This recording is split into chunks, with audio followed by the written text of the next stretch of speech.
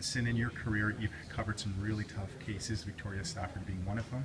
So can you talk about the challenges of covering stories like that and what strategies perhaps students could use to cope when they come across cases like it? The Victoria Stafford case was definitely the hardest, one of the hardest. I mean, there have been many, but this one really touched me, and it was the duration of the story as well. She was the little girl who went missing in Woodstock. She just vanished on her way, walking a block home from school. I had a daughter the exact same age who looked just like her, blonde hair, blue eyes.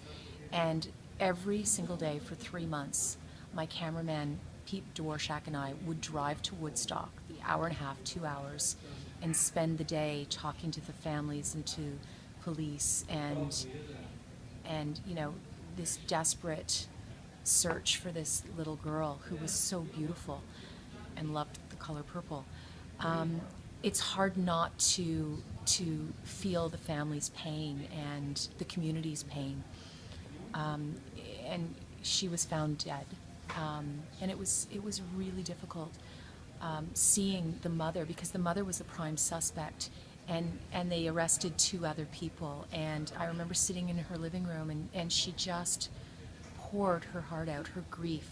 You almost become, in some situations, they rely on you, like they're not confessing, but they're sharing their information with you, and you don't ever put it to air, but you become almost a confidant, and they lean on you a little bit.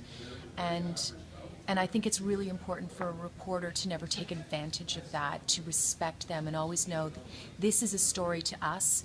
This is the worst, most heartbreaking thing to them that will be with them for the rest of their lives. So treat them with so much respect and care. It is incumbent upon us to do that. The hardest part about that case was when it went to trial, and I sat in the courtroom and I listened to the testimony about how these 2 people killed Victoria as she begged for her life. And it still devastates me to this day, and it always will. I know it always will.